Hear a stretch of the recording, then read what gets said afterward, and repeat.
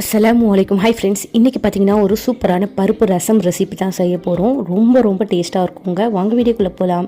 ரசம் பண்ணுறதுக்கு ஒரு பாத்திரத்தை ஸ்டவ்வில் வச்சு நம்ம ஆயில் ஊற்றிக்கலாம். எந்த ஆயிலாக இருந்தாலும் பரவாயில்லை. இப்போ இதில் 1 டீஸ்பூன் கடுகு, பொடியாக நறுக்குன கருவேப்பிலை, அடுத்ததாக ஒரு ஃபுல் பூண்டை இடிக்கல்ல நசுக்கி சேர்த்துக்கலாம். பூண்டை நல்லா ஆயிலில் ஃப்ரை பண்ணதுக்கப்புறம் நம்ம இது கூட கட்டி பெருங்காயம் சேர்த்துக்கலாம். இதையும் ஆயிலில் நல்லா ஃப்ரை பண்ணதுக்கப்புறம் காஞ்சி மிளகாய் இது கூட சேர்த்துக்கலாங்க. அடுத்ததாக இது கூட 2 தக்காளி கட் பண்ணி சேர்த்துக்கிறேன். தக்காளி பேஸ்ட் இருந்தால் 1 டேபிள் ஸ்பூன் அளவுக்கு சேர்த்துக்கலாம். அடுத்தது இது வதங்கிறதுக்கு 1 டீஸ்பூன் உப்பு சேர்த்து இதை நல்லா வதக்கி விட்டதுக்கு அப்புறம் மல்லித்தலை இது கூட சேர்த்துக்கலாம்.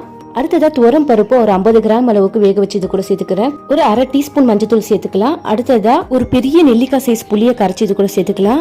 அடுத்ததா 3 மீடியம் சைஸ் தக்காளியை அரைச்சி சேர்த்ததுக்கு அப்புறம் 4 டீஸ்பூன் ரசப்பொடி, 2 டீஸ்பூன் மிளகுத்தூள், தேவையான உப்பு சேர்த்து கெட்டியா இருந்தா தண்ணி சேர்த்து இதை இப்போ க்ளோஸ் பண்ணிடலாம். ஒரு 10 நிமிஷம் கழிச்சு பார்க்கலாம். ஓபன் பண்ணும்போது நல்ல மனமா இருக்குங்க. இந்த ரெசிபி பிடிச்சிருந்தா என் சேனல் லைக் பண்ணி சப்ஸ்கிரைப் பண்ணுங்க.